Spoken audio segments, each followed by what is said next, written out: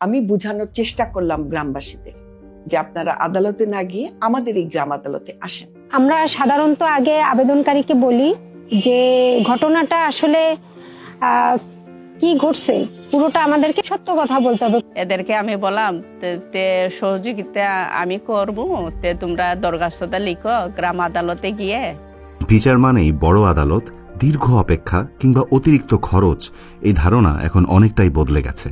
ইউরোপীয় ইউনিয়ন ও ইউএনডিপির সহায়তায় বাংলাদেশ সরকারের স্থানীয় সরকার বিভাগ বাস্তবায়ন করছে বাংলাদেশ গ্রাম আদালত সক্রিয়করণ তৃতীয় পর্যায় প্রকল্প।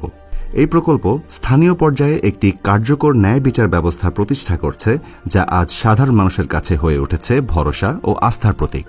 এই ব্যবস্থার পেছনে আছেন কিছু নিবেদিত প্রাণ সেবাদানকারী ও নেতৃত্ব, যারা ন্যায়ের পথ চলায় আলোকবর্তিকা হয়ে দাঁড়িয়ে আজ বিরোধ নিষ্পত্তির ব্যবস্থাকে পৌঁছে দিচ্ছেন মানুষের দোরগোড়ায়। এতে নারীদের বিচার পাওয়ার সুযোগ ও সিদ্ধান্ত গ্রহণে অংশগ্রহণ বেড়েছে।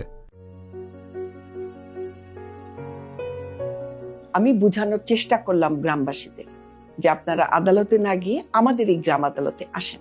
ওনারা দেখলেন যে সুবিচার এখানে পাওয়া যায়, তখন কিন্তু আসা শুরু করলো। এছাড়াও যদি আমি বলি, আমাদের যে নারী সদস্যরা আছেন ওনারা যার যার ওয়ার্ডে সম্পৃক্ত হন এই আদালতে, গ্রাম আদালতে জনগণকে সম্পৃক্ত করার পিছনে। এখন যেরকম দেখি আমি যে নারী যারা প্রতিবাদী আসেন তারা কিন্তু অনেক ভোকাল।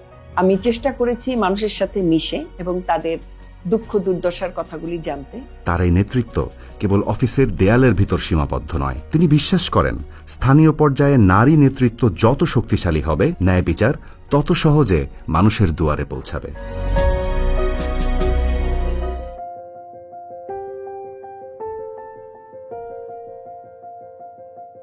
সেলিনা খাতুন, ইউনিয়ন পরিষদের accounts assistant cum computer operator. তার দায়িত্ব গ্রাম আদালতের পেশকার হিসেবে কাজ করা এবং মামলার নথিপত্র সংরক্ষণ করা।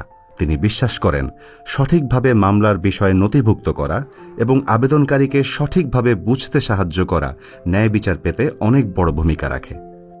একটা মামলা যখন আমার কাছে আসে তখন আমরা সাধারণত আগে আবেদনকারীকে বলি যে ঘটনাটা আসলে কি ঘটছে পুরোটা আমাদেরকে সত্য কথা বলতে হবে। সেই ঘটনাটা আমরা তখন ওই বিরোধী বিষয় হিসেবে লেখার পরে তারপর তার প্রার্থিত একটা প্রতিকার আছে, সেগুলা আমরা এখানে প্রার্থিত বিষয়তে লিখে রাখি। যত নথিটা সুন্দর হবে, সত্যটা আমি ওখানে তুলে ধরতে পারবো, তখনই বিচারটা সুষ্ঠুভাবে সম্পন্ন হবে। সেলিনার নিষ্ঠা ও দায়িত্বশীলতার ফলেই তার ইউনিয়নে গ্রাম আদালতের কার্যকারিতা উল্লেখযোগ্যভাবে বেড়েছে।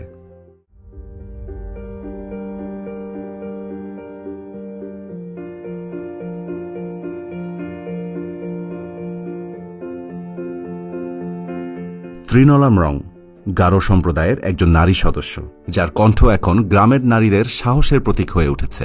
তিনি গ্রাম আদালতের প্যানেল সদস্য হিসেবে সিদ্ধান্ত গ্রহণে ভূমিকা রাখেন, যেখানে প্রতিদিনই পাহাড়ি নারী ও দরিদ্র জনগোষ্ঠী জমি জমা, ঋণ কিংবা মারামারি সহ বিভিন্ন বিরোধের সমাধানের জন্য আসে। গ্রামের কাছাকাছি জমি জমা নিয়ে দ্বন্দ্ব ছিল, এদেরকে আমি বললাম যে তোমরা দরখাস্ত দেও গ্রাম আদালতের মাধ্যমে। আমি সাহায্য দিছি, সহযোগিতা করছি।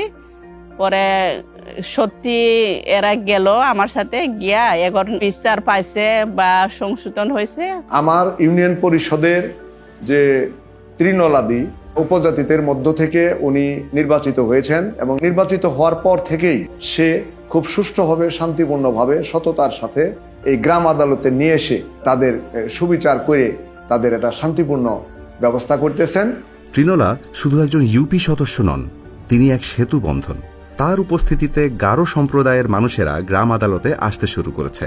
ত্রিনলা মরং প্রমাণ করেছেন ন্যায় বিচার মানে শুধু আইন নয়, এটা হলো বোঝাপড়া আর সংস্কৃতির মর্যাদা। ত্রিনলার সহানুভূতি, সেলিনার নিষ্ঠা আর নাদিরা রহমানের নেতৃত্ব সবার জন্য তৈরি করেছে ন্যায়ের নতুন এক অধ্যায়, এক উজ্জ্বল উদাহরণ আর গ্রাম আদালতের ন্যায় বিচার ব্যবস্থার উপর আস্থা।